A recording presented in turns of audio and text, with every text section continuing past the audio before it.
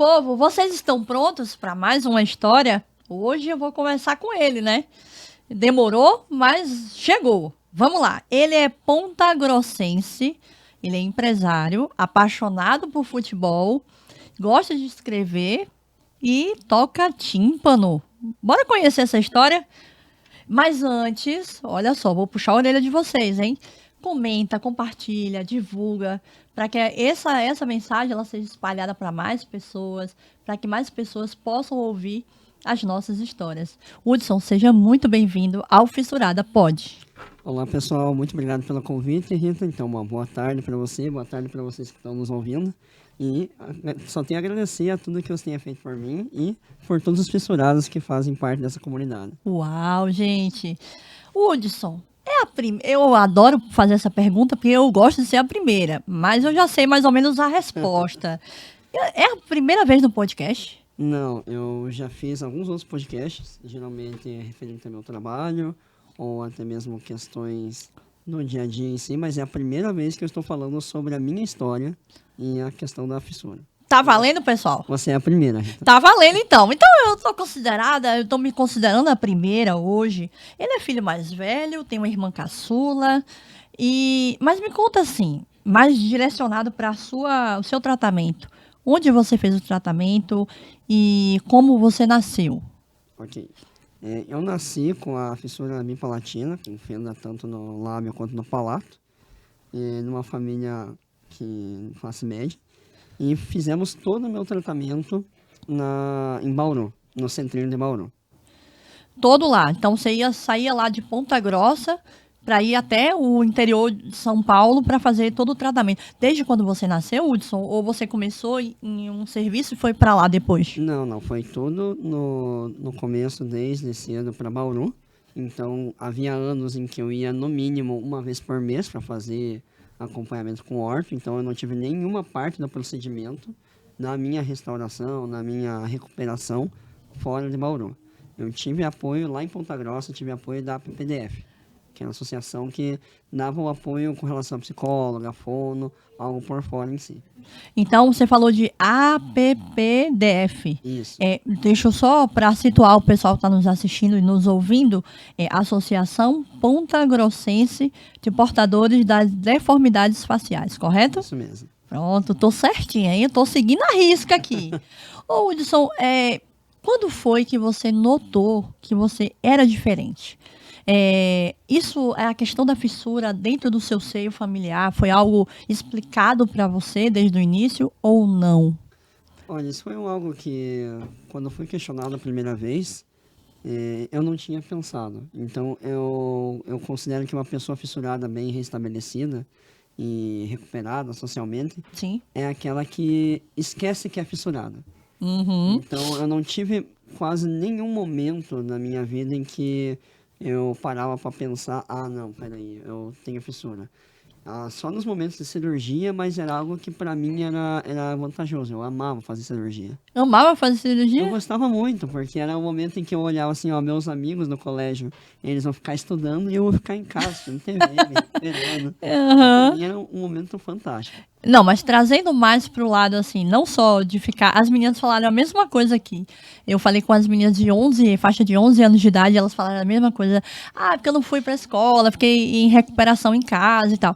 Mas fala no sentido assim, quando você fazia cirurgia, isso psicologicamente falando, te trazia um conforto na sua autoestima ou não? Com certeza, Rita, porque cada cirurgia que eu passava, o fissurado ele tem muita questão da estética ligada com ele, Sim. né? Que se cobra bastante. Então, cada cirurgia que eu fazia, eu colocava mais um degrauzinho para ficar mais bonito. Então, eu não me preocupava tanto com o pós. Eu deixava, isso aqui é um preço que eu tenho para pagar. Uau. Para que eu fique mais bonito, para que eu fique mais atraente. Isso, desde criança, os fissurados pensam. Sim? Então, é algo que eu gostava bastante. Então, quando vinha o resultado, as pessoas começavam a notar, não que eu era diferente, mas porque eu estava melhor comigo mesmo. Então, Entendi. era isso que tanto o pessoal da família, como o pessoal da escola, notava bem mais em mim. Então, Entendi. eu fico feliz. Ô, Hudson, mas teve um caso, assim, quando a gente bateu um papo, sempre eu bato um papo, pessoal, antes do podcast, para coletar as informações, fazer um roteiro, porque senão eu sou muito aleatória, viu? Eu vou lá, vem um cara, a gente não acaba esse papo. Deixa eu perguntar, você falou para mim que teve uma fase, né, na escola, que os seus colegas, um colega te chamou de deficiente e você nem se tocou que era com você. Quando você percebeu, seus outros colegas estavam te defendendo e aí que você se inseriu naquele contexto.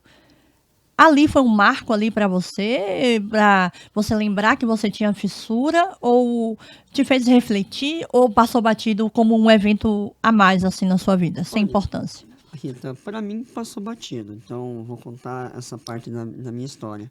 Eu estava jogando bola com o pessoal na aula de educação física e foi a primeira vez que eu escutei a palavra deficiente na minha vida. E eu não entendia o que que era, porque o rapaz era um ano mais velho que eu, todos eram crianças, obviamente, então nós ficamos parando para pensar. Nossa, mas esse rapaz joga diferente e tal, mas como que ele lida com isso? Então eu vou chamar ele de deficiente. E eu não entendia, até achava que era uma outra pessoa, que era apelido dele deficiente. Então aí ele começou a ser um pouco mais frequente e os meus colegas de sala não toleraram isso, me tiraram do jogo e foram falar com o professor, ó, chamaram ele de deficiente. E não, achei que o deficiente era outro rapazinho que estava ali. Então ele foi e para eles a questão do lábio leporino era mais usual, porque eles me enxergavam, né? É, E eu só olhava no espelho, algo do tipo. E eu fui tratado com maior respeito pelas pessoas que estavam responsáveis pelo caso. Então eu não entendi o que era sim, e eu considerei isso como um caso isolado. Porque quando fala de fissurado e fala a questão do bullying, do sim, preconceito, e você entende que é algo que as pessoas que sofrem disso, elas têm que ficar nessas caixinhas. é, De tanto elas ouvirem isso, sim. elas ficam nessas caixinhas. Então, para mim, foi uma das únicas vezes que eu sofri. Então, para mim, tudo que vinha, que era parecido com isso dali para frente, eu levava na esportiva.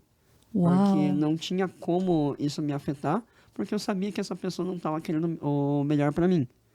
Então, tem só uma coisa que para mim é eu não deixar passar. Que é Uhum. quando a pessoa chega para agressão física Ah, tá. ou quando mexe com pessoas que eu amo. Sim, Porque, como nós já comentamos antes, a fissura não definiu a minha história. não. Então, nenhum dos meus sonhos ou metas que eu tenho de vida, nenhuma delas envolve retirar uma cicatriz do meu lábio. Uau. Então, a minha felicidade depende do que eu vou fazer com as minhas mãos, com o meu caminho, com as escolhas que eu tenho na minha vida.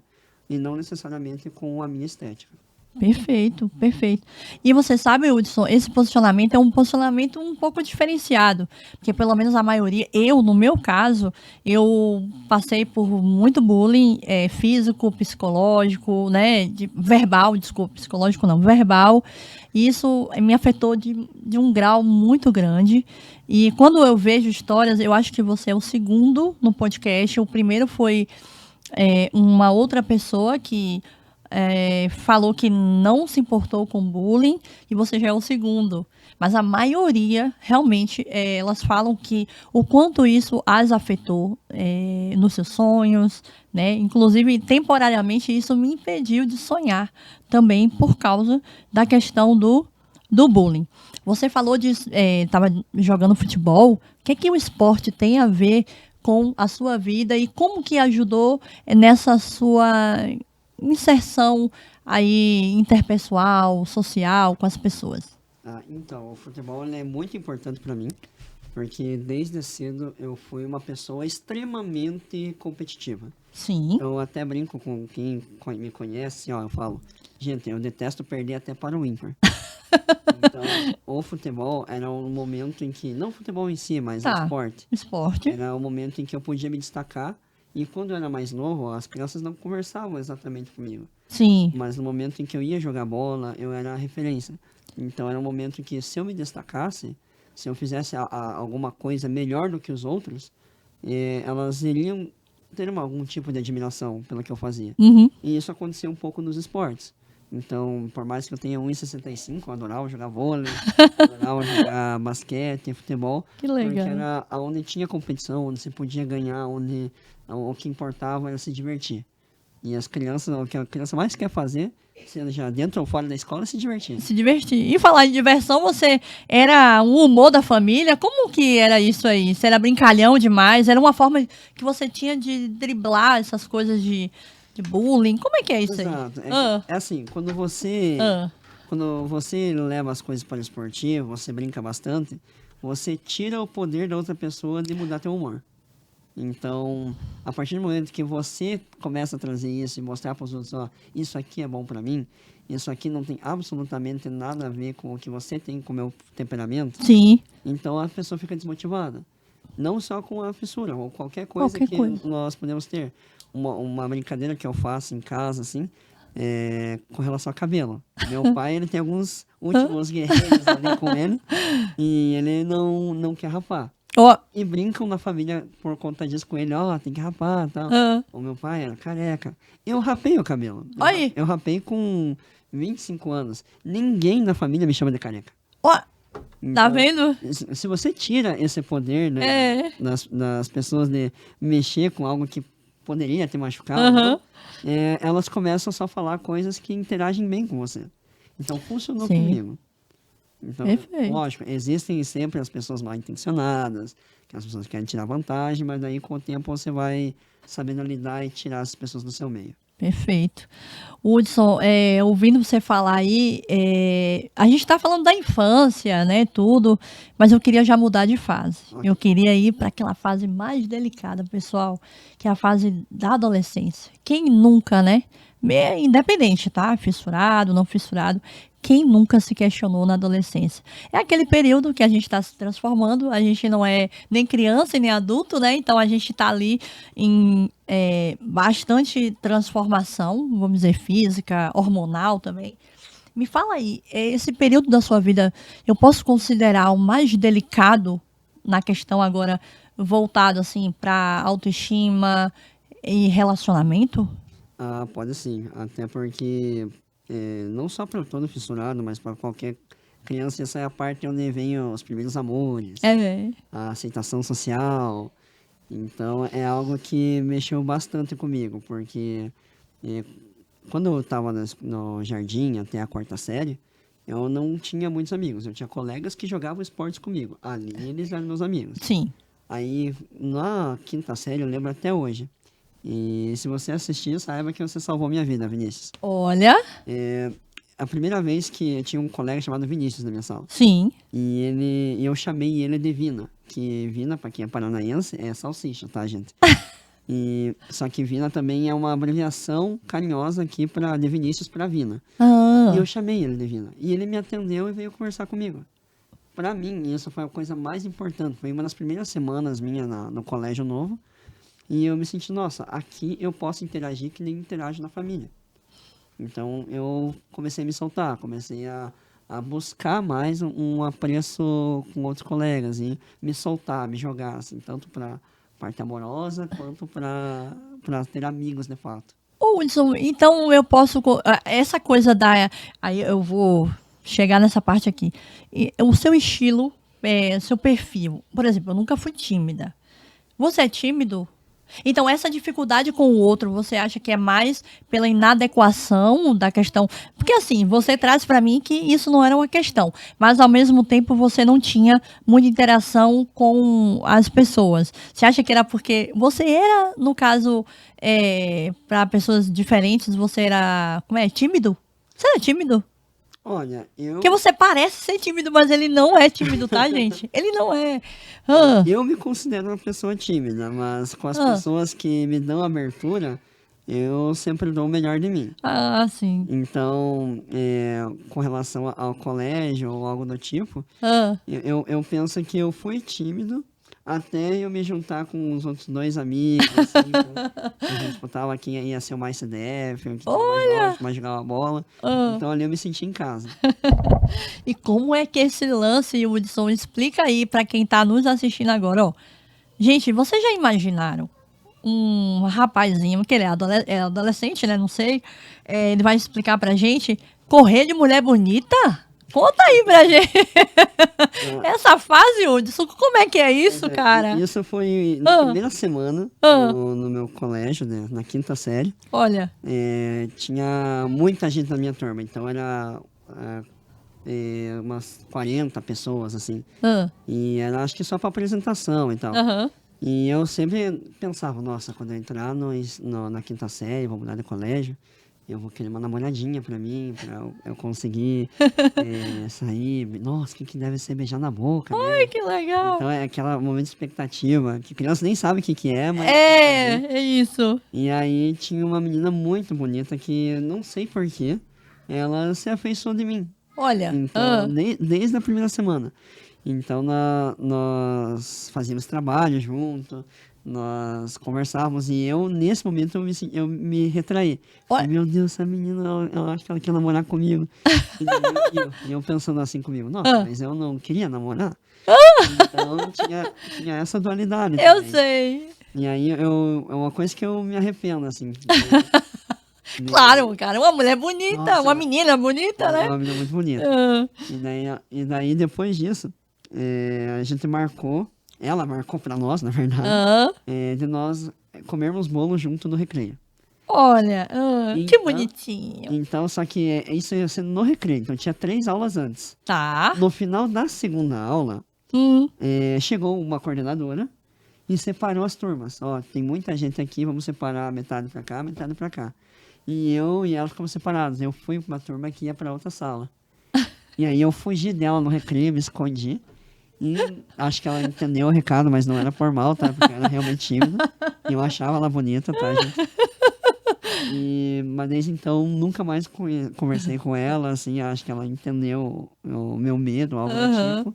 E é complicado, porque nós fissurados, a gente pensa, a gente não merece esse tipo de É ação. verdade. Isso não é digno pra nós.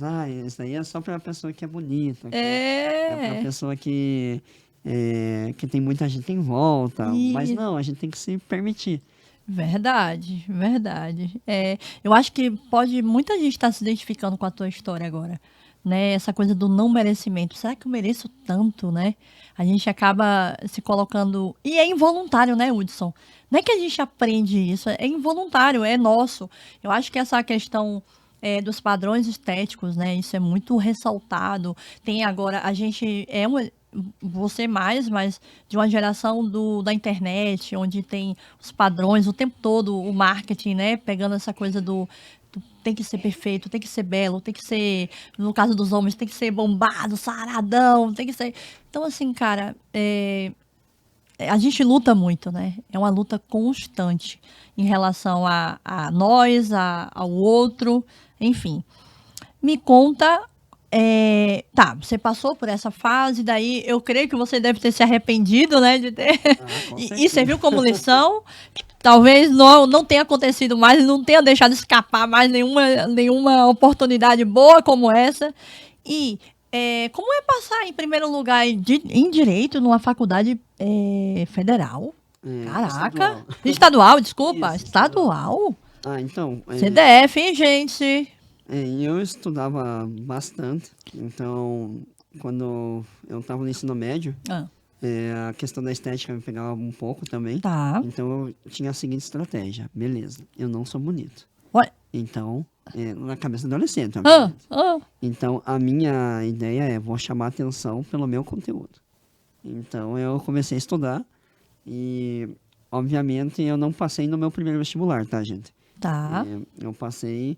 em primeiro lugar em Direito, na UEPG, que é um curso de renome em Ponta Grossa. Sim. Então é referência nacional. E aí foi um ponto que eu coloquei na minha cabeça, eu posso tudo aquilo que eu quero. Uau! Então, porque a minha fissura, ela não me impediu de ser mais inteligente ou estudar mais dedicado. Tá. E isso tem 2 lições que eu acho que é legal de tirar daí. A primeira questão é não desistir só porque as outras pessoas têm pena de você. E a primeira é sempre ter humildade. Porque nos 4 vestibulares que eu não passei, eu falava para todo mundo, não, vou passar, tá fácil, olha para mim, eu sou CDF. Como, é a única coisa que eu tenho.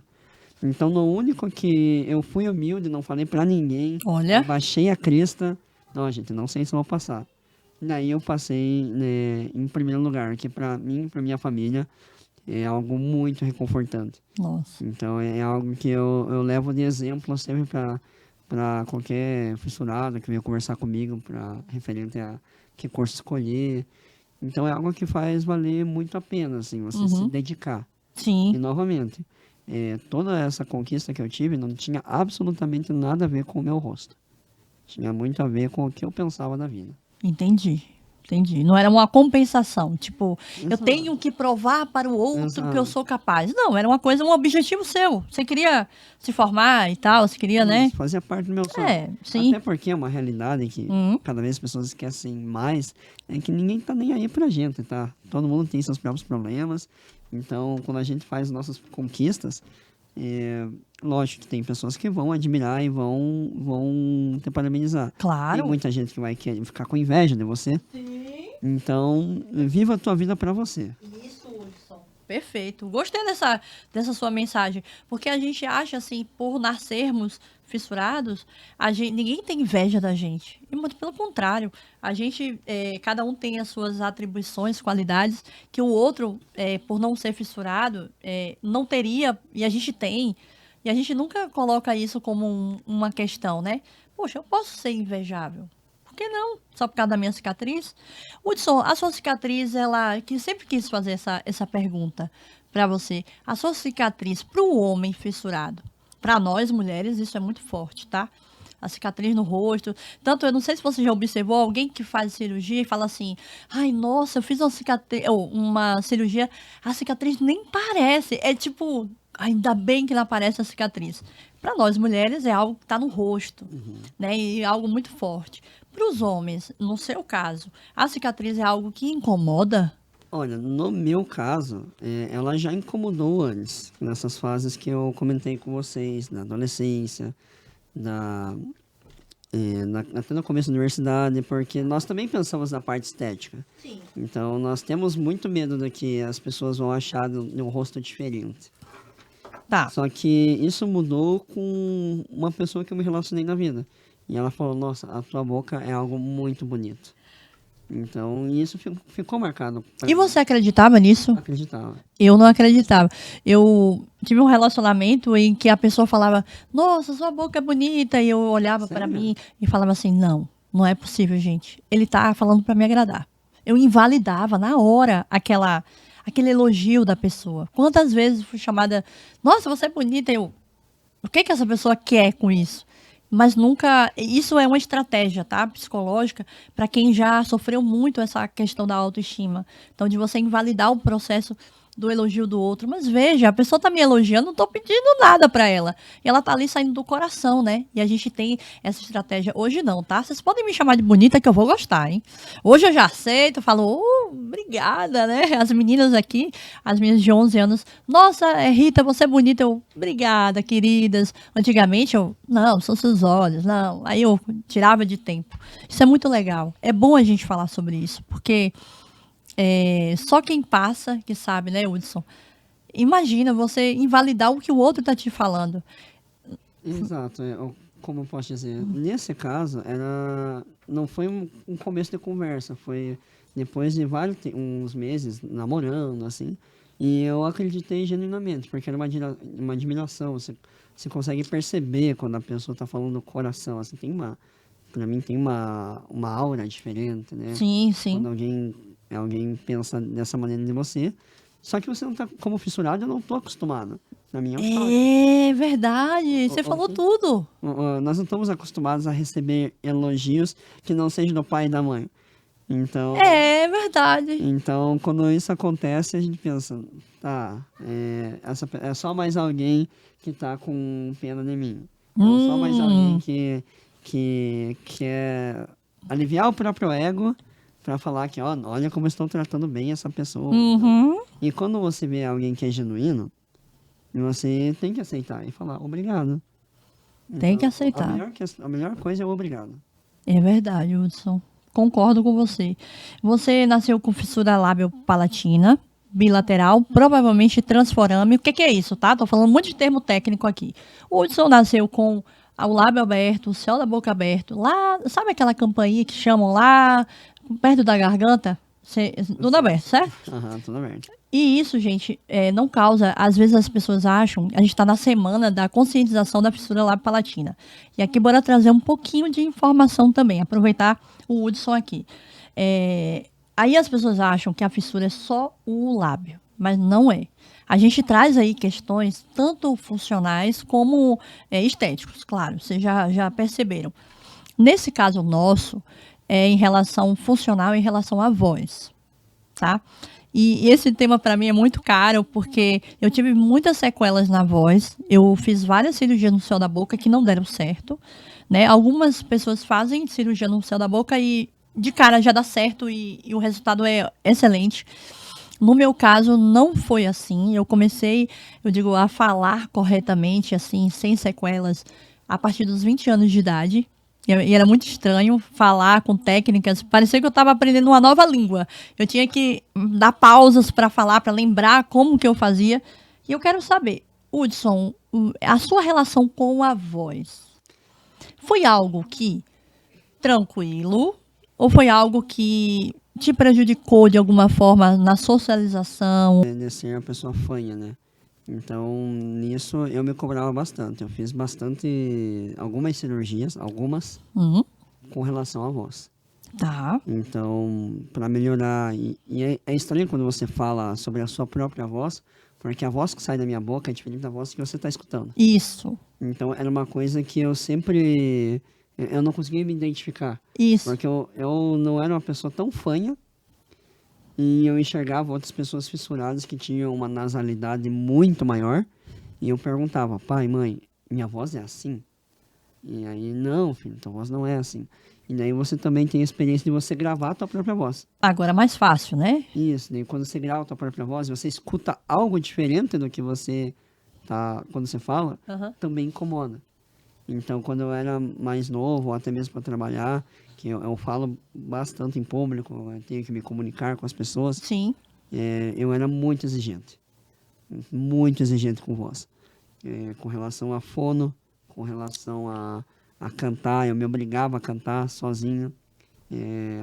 Todos os dias, daí meus pais, um incentivo muito grande deles, eles nunca se incomodaram de eu cantar. Eles se incomodavam de demorar 30 minutos no banho, mas não se incomodavam de que eu cantasse. Que legal. Então, acho que isso foi um fator de eu não ficar tão nasal, assim. Sim. Mas isso aí é mais uma coisa que as pessoas que conviveram comigo, que me disseram do que eu mesmo percebi. Olha, talvez de tanto você cantar ou algo do tipo, a tua voz ficou muito boa. Entendi. Porque é quase zero de nasalidade. E mesmo assim, por um grande tempo eu pensei, eu quero fazer mais cirurgia de voz. Até que chegou um fatídico dia lá no centrinho, que eu conversei com o meu cirurgião. Sim. E ele falou assim, Hudson, por favor, não faça mais cirurgia, porque não tenho mais como esticar teu palato. Uau. Então, a aceitação, ela vem de várias maneiras. Ou você entende que você não vai ter tudo que você quer, obviamente, ou a vida te mostra até aqui que você pode ir. E cabe a você lidar e seguir tua vida dessa maneira. Hoje em dia, eu não me incomodo mais com a minha voz, às vezes quando eu tô gripado ou algo do tipo. Sim. Mas ela não é um problema para eu ressocializar, para eu interagir com outras pessoas, ou para namorar, ou algo do tipo. Mas você sofreu preconceito em falar em público? Olha, preconceito em si de falar em público, só se alguma pessoa deve ter passado, ou algo do tipo. A aula de leitura para você na escola era tranquilo? Para mim não era, tá? Era uma sessão de tortura. Aula de leitura. Não, deixa eu pensar. Eu não tenho um exemplo assim, para mim foi normal. Ô, Hudson, bora então agora para a fase mais atual, né? Já passamos por tudo, nascimento, infância, adolescência. Agora o Hudson, né? Você é formado em Direito, mas eu sei que você Não é totalmente, você não é advogado, como a gente espera, né, que fosse, ou é, ou não é, tá? Fala um pouquinho do Hudson, empresário, pra gente. Ah, maravilha. Então, eu sempre gostei de ter estratégias para minha vida, assim. Então, quando eu vi a mundo dos concursos, estágios, eu vi que não era para mim. Então, eu decidi empreender. Então, eu tenho minha própria startup, que lida com ESG, que é uma questão de impacto ambiental, social e de governança com relação às empresas. E é um grande orgulho para mim, assim, essa empresa, porque ela também se direciona à questão das minorias referente a pessoas portadoras de deficiência Sim. e coisas desse tipo. Então, eu gosto muito da minha vida como empresário. Tenho minha OAB, mas não sou praticante. Aham.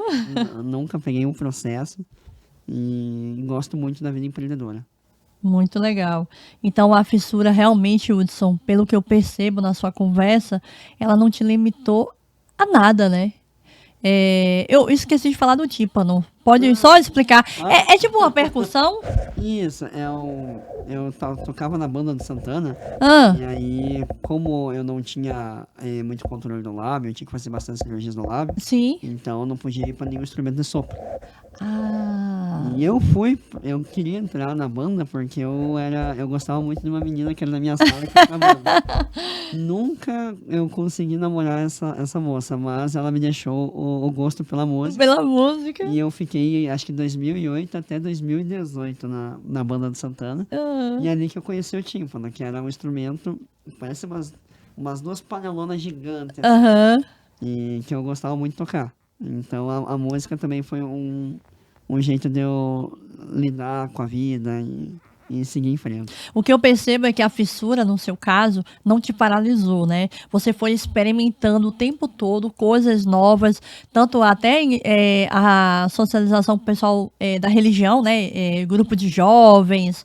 Então você sempre estava ali. O teatro também, você falou, também fez parte da sua vida. Então é por isso que eu coloquei esse tema, tá, pessoal? Porque é o que eu percebo quando eu converso com o Hudson. E eu queria que você, já estamos chegando no final já, tá?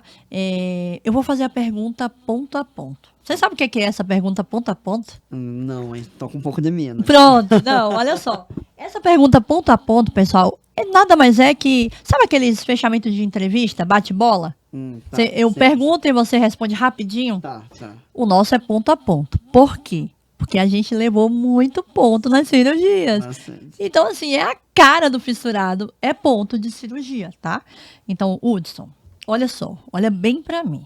Se você, antes de vir à Terra, tá? Se pudesse escolher, tem duas caixinhas aqui. Uma, nascer fissurado. E outra, nascer não fissurado.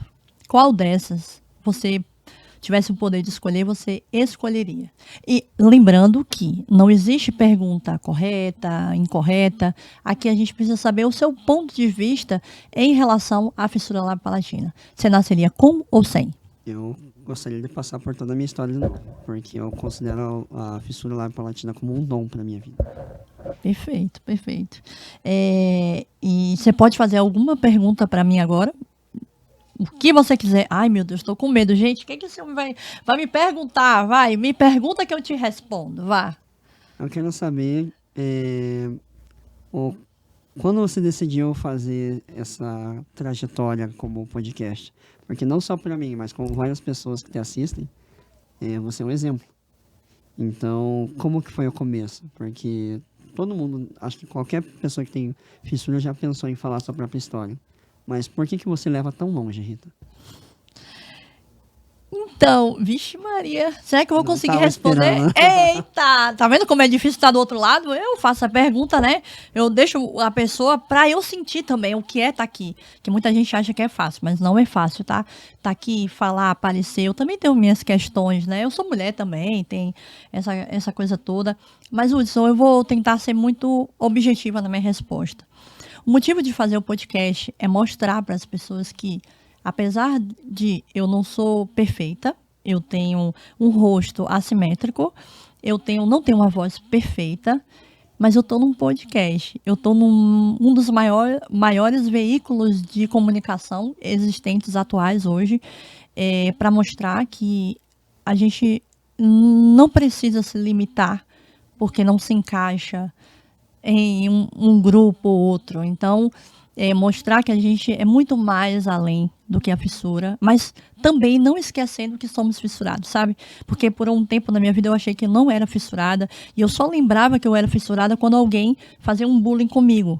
Mesmo pós-reabilitada, mesmo quando pessoas se olhavam e riam e olhavam para mim, mesmo depois de adulta. Então, estar aqui hoje é romper uma barreira muito grande, primeiro minha, pessoal, e mostrar para as outras pessoas que nós somos capazes de qualquer coisa. E eu também sou muito teimosa, determinada, então eu adoro fazer coisa nova, né? Então, eu tô no lugar certo. Vamos lá. Eu concordo com isso. Opa! Ô, Hudson, olha para aquela câmera ali e diz para aquele fissurado ou aquela pessoa que precisa passar por algum tratamento, tá desestimulado, cansado. Você já fez mais de 20 cirurgias? Isso, por aí, bastante. Gente, ele fez mais de 20 cirurgias. Ó, vai falar a voz da experiência, tá? Deixa um recado para essa pessoa aqui, ó, naquela câmera ali, tá bom? Cara, tá bom, deixa eu pensar. Não deixa a cirurgia te definir, porque as pessoas, geralmente elas nunca vão esquecer disso. Então você tem que se armar com quem você é para lutar nesse mundo injusto. Perfeito, perfeito. E essa, pessoal, foi a participação de Hudson. Hudson, eu vou deixar uma singela lembrança para você, muito tá? obrigado. Para eternizar esse momento, um momento muito especial. Obrigada por confiar no meu trabalho. Obrigada por estar aqui. Eu sei que muitas pessoas vão olhar para a tua história, vão tê-lo como referência para essa nova geração aí, ou para aquelas pessoas que já estavam cansadas de falar: nossa, tá vendo? Eu fui igual o Hudson ali, a história nossa se conecta. Então, é isso, pessoal. Se vocês estão gostando, a gente quer espalhar essa mensagem, quer ir muito mais longe, então deixe seus comentários, diz o que achou da história do Hudson, o que vocês querem que eu traga de mais novo para vocês. Manda, que a gente analisa, a gente faz. Aqui é democrático, a gente faz da maneira que vocês quiserem, tá? Então, nunca se esqueçam, vocês nunca estarão sozinhos. Cheiro! Até a próxima, pessoal! Até a próxima! Simbora, meu povo! Já estamos aqui, acabamos de gravar com o Hudson. Ia ser ao vivo, acabou mudando, vai ser gravado, vocês vão saber quando vai ser lançado. Mas agora eu preciso saber da opinião dele, né? Hudson, conta pra gente aí. O que é que você achou de participar desse podcast Fissurada? Pode. Nossa, experiência incrível, tomou uma parte 2. O que a gente conversa aqui é realmente, a gente pensa que pode impactar muitas outras pessoas. Então, perfeito. Muito obrigado pela oportunidade, gente. Obrigada. E sigam a Rita, viu? Opa! E é isso, pessoal.